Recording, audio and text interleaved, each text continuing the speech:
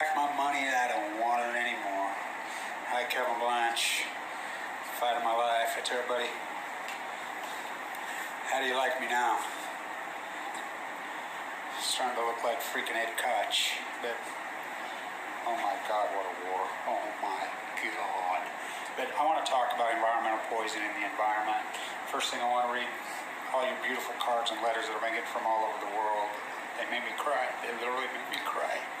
You know, they helped me so much. I got one today. I want to read this before I go on my rant about, this is probably the most important video I'll ever put up.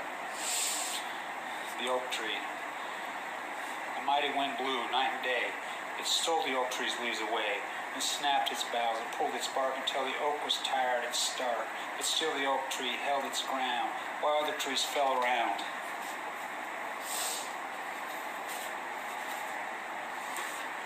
The weary wind gave up and spoke. How can you still be standing, oak? The oak tree said, I know that you can break each branch of mine in two, tear every leaf away, shake my limbs and make me sway. But I have roots stretching in the earth, growing stronger since my birth. You'll never touch me, for you see, they're the deepest part of me. Until the day I wasn't sure of just how much I could endure. But now I have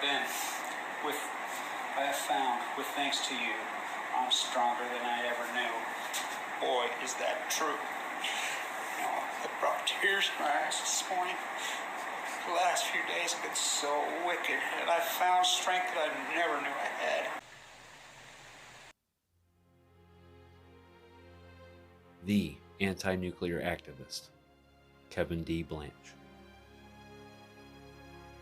Kevin studied at the Wada School of Business at Weber State University, where he graduated under the professor Dr. Clyde Cooley, that received his PhD in finance from the University of Utah,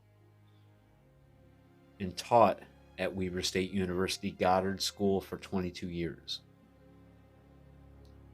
Kevin was part of Dr. Cooley's final graduating class of 1996, when Dr. Cooley died of mad cow disease. This is when Kevin graduated for the second time, with 438 credits total, and an MBA Bachelor of Fine Arts in Finance degree. He then took his skills to Wall Street as a derivative arbitrator specialist. Kevin hedged portfolios with derivatives in the stock market and did really well for himself. When 9/11 occurred, Kevin was teaching the derivatives arbitrage class at Weber State University, the #1 business school in the country at that time. Kevin became a self-made man and was set for life.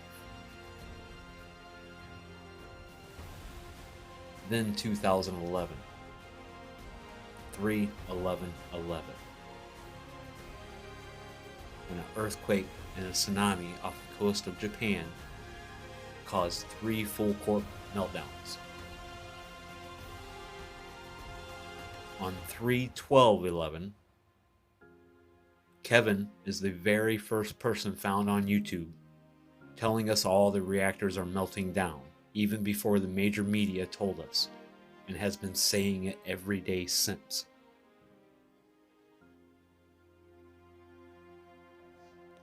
In that same year, 11/11/11 hit him like a truck, and things haven't been the same since. Up until then, Kevin had a self-made fortune, but fate had another plan. On that day, Kevin was diagnosed with a rare form of AML leukemia de novo and spent months in the hospital in critical condition, fighting not only for his life, but still fighting for you while he went through the chemo, fighting Blue Castle and making videos in his hospital room, month after month, until there was nothing much more they could do. With very low platelet counts and only given 2 months to live, and next to completely broke and all possibilities dry. He took a chance of a lifetime. Him and his doctor agreed he needed to fight, not just the disease, but fight death itself. If he laid down and gave up, he would surely perish. He would have to fight the urge to stop. Fukushima. Fukushima. Fukushima.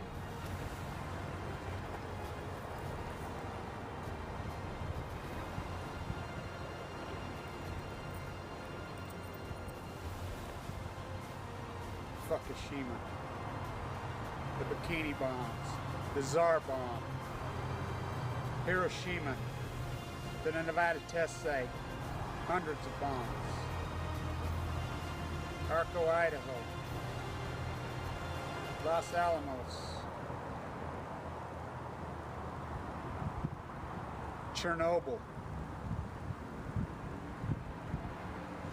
Fukushima. Cancer. Cancer. Post-ignorance someday. Not today. As you penetrate, you annihilate, you obliterate, you fucking hate. The fucking far right hairspring ring fucking kissers as you go to the booth. You are the fuckers who did this to me, and you did this to so many fucking people. You did this to me. You marched my father into the fucking trenches. The human guinea pig, drafted Marine. You did this. You did this. The fake hair-sprayed, radical military industrialist complex. You did all this. The corporate fucking creeps. For what? For what? Cancer. Now you penetrate, you incorporate, you disintegrate, you annihilate. You fucking hate. Kevin Blanch. AML leukemia. Fighting for my life, as my father did. He lost his fight. We'll see what happens on that.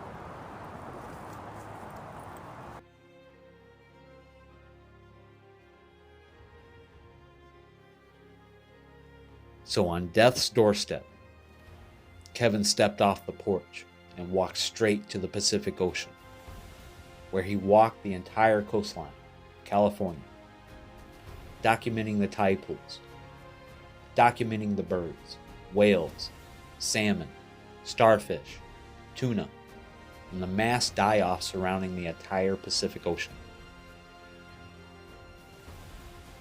He not only documented the sea, he documented talking with various people that confirmed the decline of life in the Pacific Ocean. He did activism with many groups, including a monk for Diablo Canyon, and spoke at the public hearings against San Onofre, as it was found that they cheated on the fuel exchanges and had major incidents that then resulted in it closing. All this was accomplished by a man with AML leukemia and given 2 months to live, when most would have just rolled over and died. You would think after the Fukushima meltdowns and the lies of the corporations, the governments, and the militaries of the world have been shown that the people would come together and demand an end to this diabolical energy source meant to stay in space and not on the surface of our planet. But no. He was attacked by not only workers in the industry, only worried about their money while their actions killed people, like men, women, and children, every day. But he was also attacked by corporations like Metabunk, looking for the next story to debunk, joining forces with known bullies, and they began their thumbs down campaign of thousands of channels on YouTube. Some were big like Tim and the Mackenzie Devils, and some small like Louis Lamoureux, Little Dipper, and Craig Douglas. And this is where Kevin Blanch and I crossed paths, where my Fukushima experience really began. I shared the Jeff Palco story, the troll playlist, and a host of these people's videos on my channel, and began to get involved. I personally paid for flyers to be made, and I petitioned cities around me to hand them out and began my experience in the streets. Talking with people, sharing information, and seeing the shock in their eyes as I helped them understand what they never were told and should have been from the U.S. State Department and the President. I not only went to the streets for the fight, I came here on YouTube and began to fight the people sent to fight Kevin. I literally ran blocker as they all showed up, and they all left with their tails between their legs, which gave Kevin the freedom to pay more attention elsewhere where it was needed. None of them knew nuclear physics like I did, and none of them knew the Jeff Palco story like I did. Kevin needed to pay attention to the U.S. Ronald Reagan sailors and a Marines court date suing TEPCO for irradiating the entire fleet of servicemen and women. All the while, many of you are still sitting on the couch. Does it stop there? Of course not. It will be a time in my life I will never forget. January 2016. The day I met the son of a Special Forces Marine irradiated at the Nevada test site, and the son of Cassandra, whose genes were damaged before he even began his life. In the streets of New York City, I waited with my ID in hand so he would know it was me. Kevin and I then went to work. We handmade signs to use before the Bruce Springsteen concert in my hotel room, as we networked with others to bring attention to not only Fukushima, but also Indian Point, where broken bolts inside the reactors were found by the NRC and over 65,000% above background levels of tritium under the site. We stood in front of Madison Square Garden with signs in hand. We made a video of Kevin standing in front of the sign of Madison Square Garden, where I held the camera for him to do the work that most don't have the stomach for. I then watched as Kevin was given a ticket for the front row of Bruce Springsteen, a show where he would hold his Fukushima sign up to Bruce's face. Kevin then entrusted me to protect his things we had with him, which included his bullhorn. They'll be calling you a radical. I took them back to my hotel room where I kept them safe until the next day when he came to my room to start the next day of work.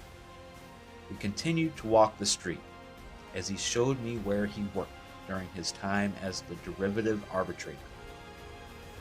He showed me Hamilton's grave at the church, and we seen the World Trade Center site. And he showed me around New York City while we spoke to people and did some networking. Finally, him and I parted ways, but wasn't the end of my trip to New York City. During that time, I met another person that had the same mindset as Kevin and I. And there was another person that was a whistleblower from within the nuclear industry. We gathered and had dinner together. We had conversations that were filled with information most don't ever hear. I met with this person that I considered a dear friend, and he knows who he is. And probably we would prefer if I didn't mention his name. But I have kept in constant contact ever since.